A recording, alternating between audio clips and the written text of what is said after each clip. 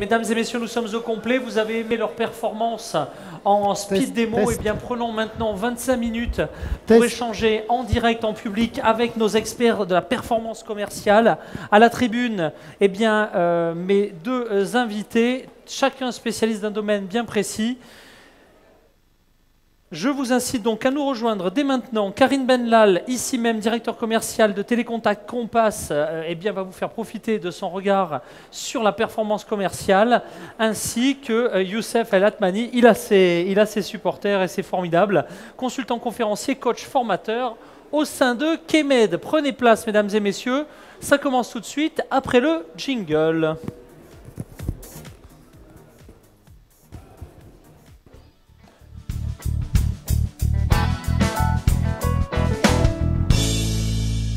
Comment optimiser la performance commerciale de votre entreprise? Quels outils, quelles techniques, quels leviers de mobilisation, de séduction, de détection? Eh bien, nous allons faire un tour d'horizon avec mes invités en matière de performance, et ceci à l'aube du plan d'action 2014 qui s'annonce. À la tribune, eh bien, Karim Benlal, bonjour. Vous êtes donc le directeur commercial de Télécontact et de Compass.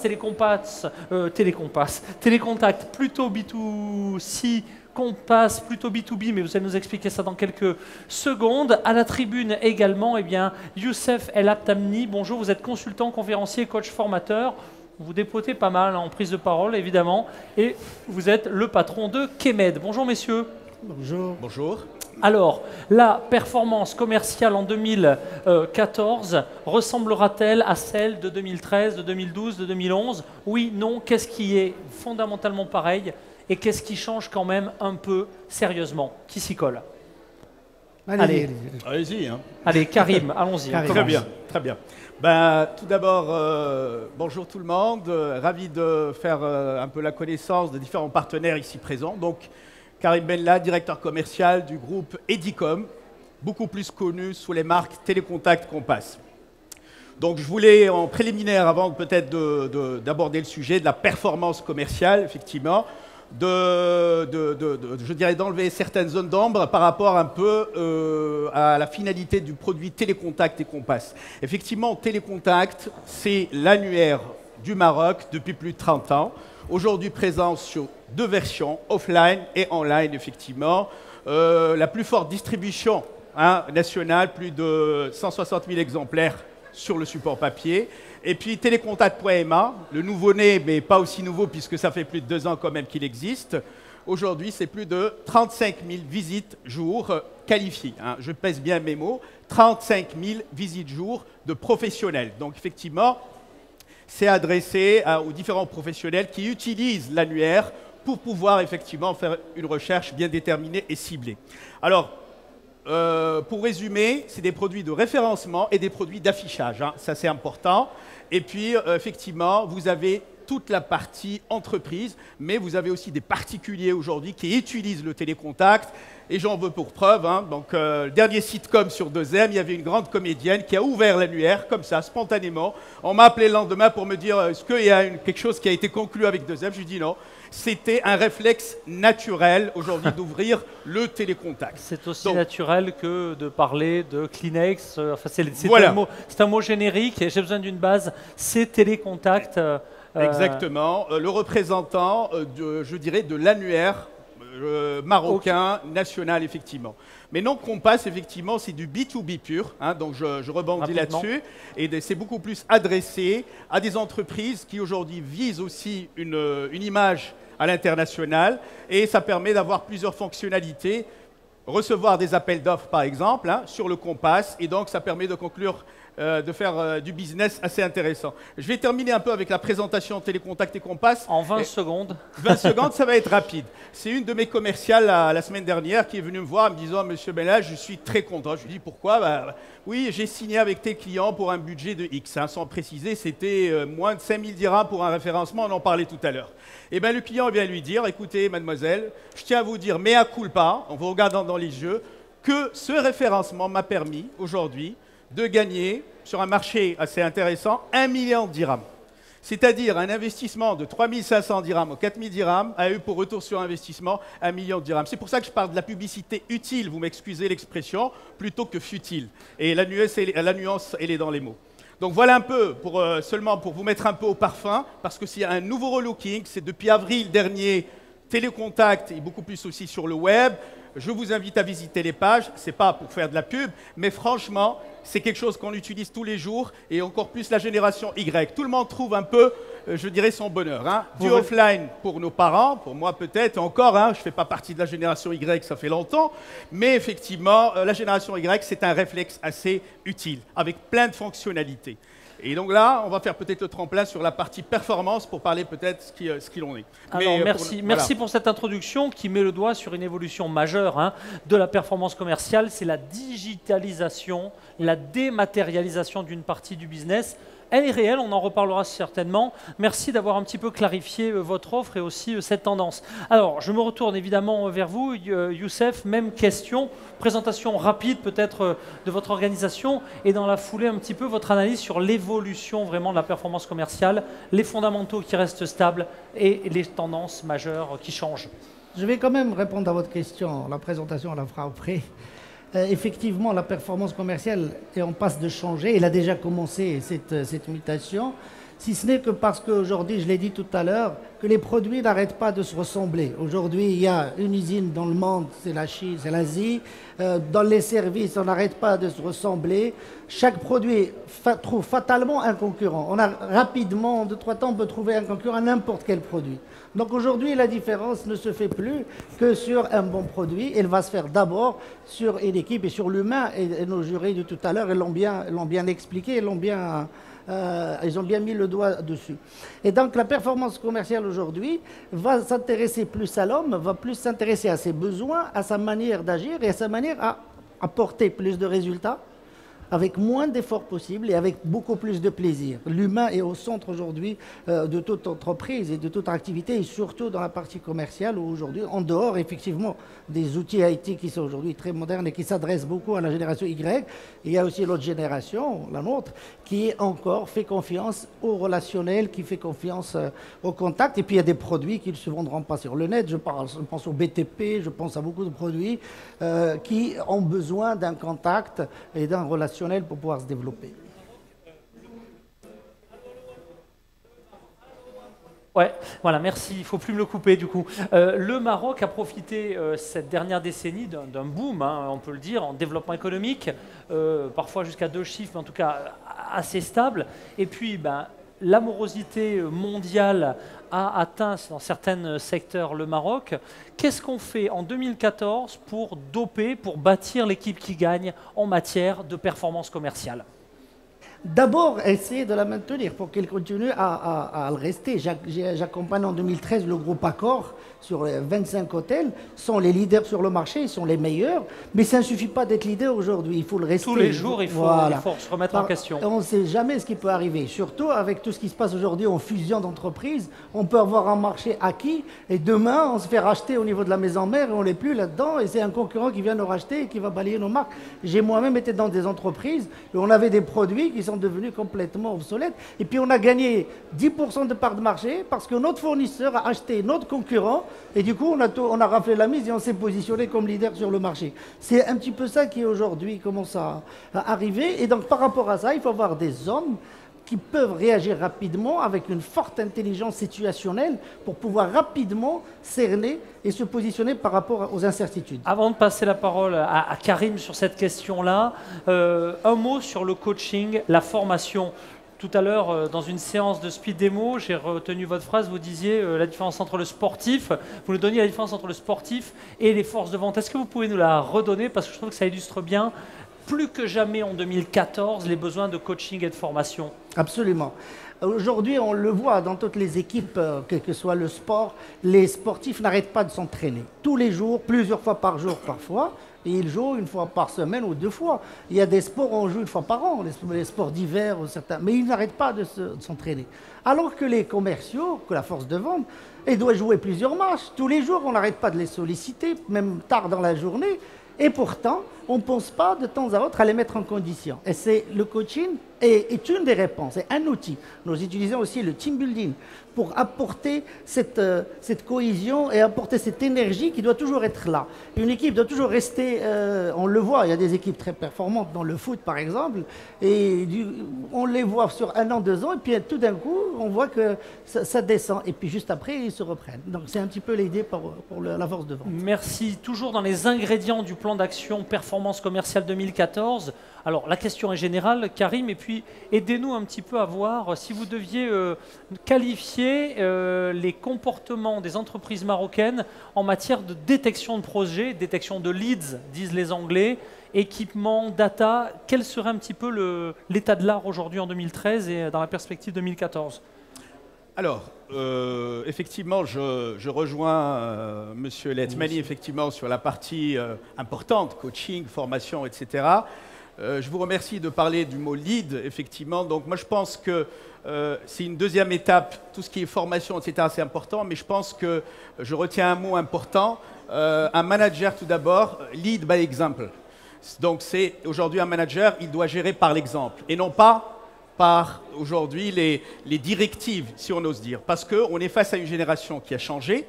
On le voit, hein, nos enfants aujourd'hui, c'est plus les enfants d'il y a 20 ans ou 30 ans. Donc, ils ont besoin de comprendre, avoir un bon sens, et puis, il faut être exemplaire. Donc, je pense que la meilleure formation, la préliminaire, c'est donner l'exemple. Je fais une nuance, vous m'excusez, entre donner l'exemple et donner des leçons. Parce qu'effectivement, un donneur de leçons, c'est faites ce que je fais, ou ce que je dis, mais ne faites pas ce que je fais. Et ça, aucun commercial au monde ne peut y adhérer. Mais par contre, s'il y a du sens, s'il y a de la pertinence, s'il y a de la logique, dans le comportement du responsable, automatiquement, les équipes, elles ne peuvent que suivre derrière. Après, il faut compléter, effectivement, avec la formation, le coaching et d'autres outils qui permettent, bien sûr, de mieux, aiguiser son épée, si j'ose dire. Maintenant, en ayant regardé un peu le thème d'aujourd'hui, en parlant de performance, j'aimerais pas qu'on mélange non plus les mots et puis qu'on leur donne peut-être moins de valeur qu'elles représentent. En tout cas, pour moi, personnellement, en tant que directeur commercial du groupe, performance pour moi, c'est déjà être au-dessus des objectifs. C'est là on parle de performance, parce que souvent, les mots sont un peu galvaudés, et on dit performance, il est performant. Mais c'est quoi déjà? Donc ça veut dire que tout d'abord, une traçabilité sur ce que c'est qu'une performance d'un commercial. C'est-à-dire qu'aujourd'hui, les règles du jeu doivent être déterminées en amont. Et après, vous m'excusez, il fait 100 000, il fait 200 000, il fait 1 million. Comment est-ce qu'aujourd'hui, on peut lui dire, voilà, bravo, vous avez fait du bon boulot, ou bien est-ce que vous avez performé? Donc du coup, je pense que ce qui est important dans notre pays, et ce qui nous manque aujourd'hui, c'est aussi de mettre les règles en place avant de pouvoir aller appeler des clients, prendre des rendez-vous, prospecter, signer des contrats ou quoi. Pourquoi? Parce qu'un commercial qui se respecte doit aujourd'hui pouvoir calculer de lui-même, et peut-être on en reviendra, parce que tout tourne aussi autour de ça, il faut pas, c'est bien effectivement la motivation, je reviens sur la fameuse pyramide de Maslow, la reconnaissance, effectivement, l'estime de soi, mais c'est important, un commercial, c'est quelqu'un qui a envie de gagner de l'argent, excusez, sinon il change de boulot. Donc du coup, il faut qu'il puisse savoir en amont, s'il fait tant, combien il va gagner. Et sur quels critères, sans responsable aujourd'hui, les évalue. Je parle de critères pas seulement quantitatifs, mais la qualité, elle est hyper importante là-dessus. Parce que le plus important, ce n'est pas de signer un contrat, c'est de revenir derrière, de fidéliser, de conseiller son client pour que, effectivement, et ne pas essayer de gonfler la facture en disant, voilà, j'ai effectivement fait une bonne vente. Non. Voilà, monsieur, ça peut vous convenir, ça ne peut pas vous convenir. Donc c'est pour ça que dans le mot performance déjà, il faut que les règles soient déterminées en fonction aussi des entreprises. Ça, sur la partie, on va dire, locale. Maintenant, nationalement parlant, aujourd'hui, vous le savez très bien, on le sait, 2014, il ne faut pas aussi se cacher la face, va être une année assez difficile. Il ne faut pas non plus qu'on puisse essayer de nous brosser dans le sens du poil, effectivement. Donc c'est une année difficile, ça veut dire que le nerf de la guerre, c'est l'équipe. Et l'équipe, pour moi, j'en veux pour cause, c'est hyper important. Ce n'est pas la réussite individuelle, c'est beaucoup plus une certaine homogénéité, synergie. Je ne vais pas donner d'exemple d'équipe de football aujourd'hui, pour ne pas peut-être faire de la pub à une équipe bien déterminée, mais vous savez un peu de quoi je parle. Dans une équipe, vous avez celui qui est moyen, celui qui est un peu... Et puis le tout fait que l'équipe, elle gagne. Par contre, quand vous avez une vedette, et puis le reste, effectivement, il ne suit pas, eh ben, la vedette, effectivement, malgré son punch, malgré effectivement qu'elle est assez efficace, ben, elle n'arrive pas. C'est l'esprit d'équipe. Et je voulais l'image que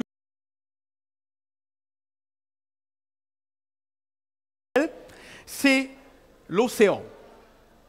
L'océan, vous avez l'océan bleu et l'océan rouge. C'est une image, personnellement, que je me fais toujours. Alors l'océan rouge, c'est quand on se bat tous dans cet océan. C'est sanglant. On joue le jeu de la concurrence et on essaie de se disputer, de se battre avec des marges très très réduites. La bonne stratégie aujourd'hui, je pense, globalement, indépendamment des produits, c'est le fait aussi de se différencier. Et là, on arrive à ce qu'on appelle l'océan bleu, c'est-à-dire faire preuve d'imagination pour pouvoir, bien sûr, atteindre ses objectifs, mais autrement, sans pour autant aller dans l'affront, dans la confrontation, mais essayer aujourd'hui de diversifier, tout en, bien sûr, se recentrant sur son métier de base. Et c'est ce qu'aujourd'hui Télécontact a pu faire, grâce aujourd'hui aux nouvelles fonctionnalités qu'elle a mis en place pour ses utilisateurs. Dans la tête, dans les esprits de beaucoup de gens, c'était un annuaire classique. On fait une recherche, un numéro de téléphone, etc.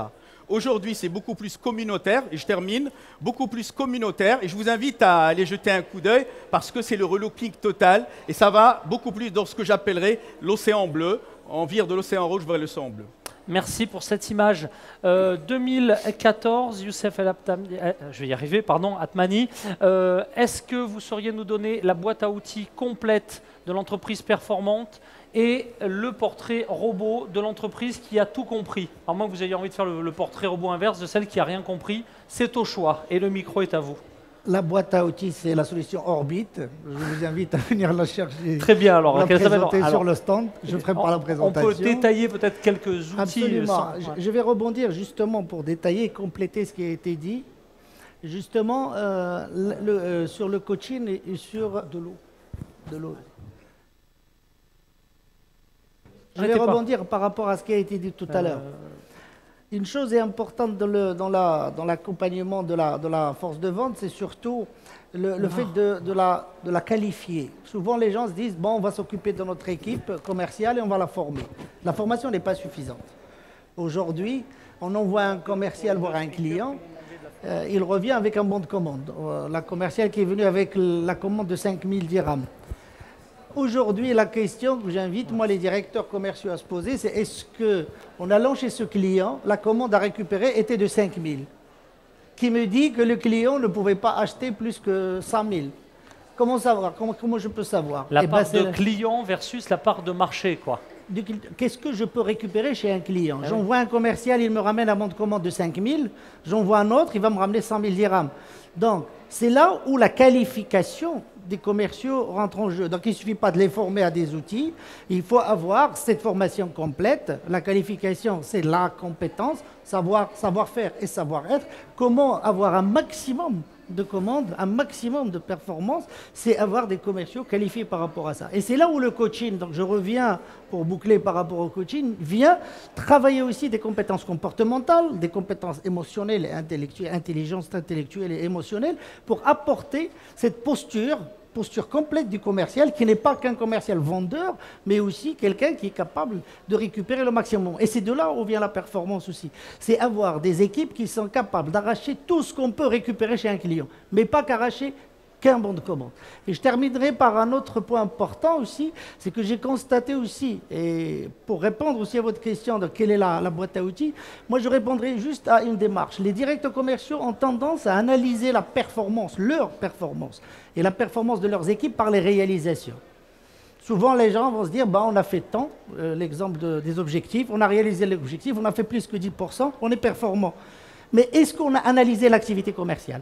Est-ce qu'on a analysé combien de commerciaux ont été sur le terrain? Combien de rendez-vous par jour? Combien de clients per... Merci beaucoup. Et souvent, je rencontre dans les entreprises des directeurs commerciaux, des chefs d'entreprise, des PME qui font, les chefs d'entreprise qui font office du directeur commercial, ils vont se dire, bon, j'ai fait plus 15%, donc je suis performant. Ben, peut-être qu'on peut faire 45% de plus. Et c'est là où il faut aller chercher la performance. Et donc, la compétence, la qualification, l'expertise, et aller au-delà de la réalisation d'un objectif, au plus que l'objectif. Voilà. Eh bien, je crois que c'est très très clair. L'heure tourne, il nous reste moins de 4 minutes pour conclure cette émission. Y a-t-il des thèmes, des idées forces que vous auriez aimé traiter, que vous n'auriez pas pu traiter jusqu'à maintenant? Ou simplement, pour conclure, eh bien, un dernier message, votre vision, votre regard sur l'entreprise performante en 2014. C'est parti, Karim Benlal. Bien. Alors, pour conclure, en tout cas, parce qu'effectivement, le sujet est intéressant, effectivement, les échanges sont riches et fructueux, le partage d'expérience est important, mais en toute objectivité, hein, moi, je pars du principe que l'humain, les hommes, ce que disait M. Atmani, mais j'imagine qu'il parlait des hommes avec un grand H, dans ces équipes assez diversifiées, etc. Moi, je dis souvent les hommes avec un grand F.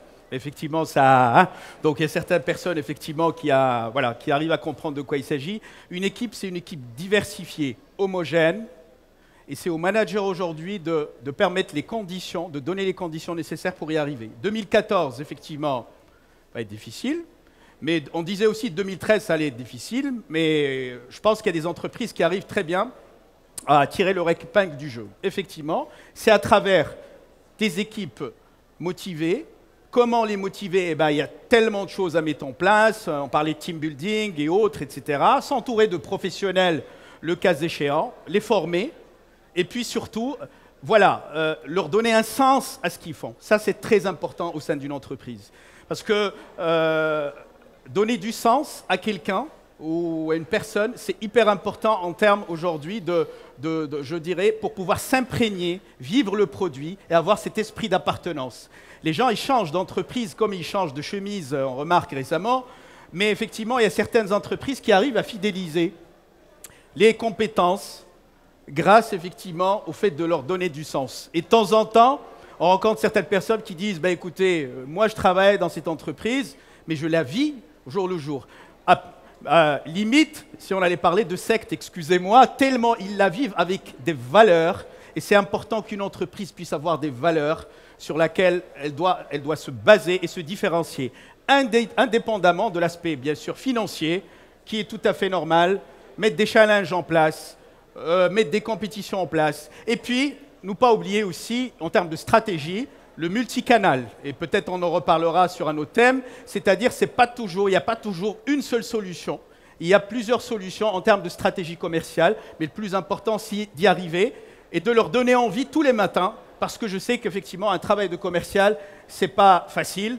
Hein, donc, et j'évite les détails, le barrière de l'assistant de direction, etc., etc.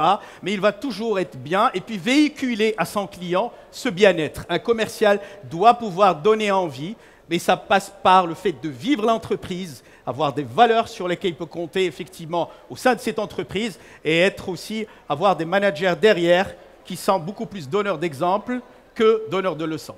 Eh bien, je termine avec la même expression avec laquelle j'avais commencé, si vous remarquez. Allons-y. Voilà. Eh bien, la boucle est bouclée. Karim Benlal, directeur commercial de Télécontact et de Compass. Votre conclusion? Moi, j'invite les entreprises à venir découvrir un cursus que nous avons lancé, cursus manager commercial, qui va travailler les 3 dimensions d'un manager commercial et qui va le préparer justement à ces défis 2014. Deuxième suggestion que je fais, c'est mettez vos équipes, et on a cette solution, mettez vos équipes en concurrence avec des team building, c'est-à-dire des matchs à blanc, comme on dit. Donc nous avons une solution, c'est de vous préparer un team building et vous mettre votre équipe commerciale, mesurer sa performance face à une autre équipe dans une entreprise qui n'a rien à voir avec votre secteur pour éviter la concurrence. Vous les mettez là-dedans, je mets avec eux des coachs et on va travailler sur des compétences, sur des dysfonctionnements et c'est de là où vous allez sortir avec les outils, les dimensions, les caractères, les besoins d'accompagnement de votre équipe pour qu'elle soit de plus en plus performante. Eh bien, merci pour cette conclusion. Youssef El Atmani, consultant, conférencier, coach, formateur au sein de Kemed.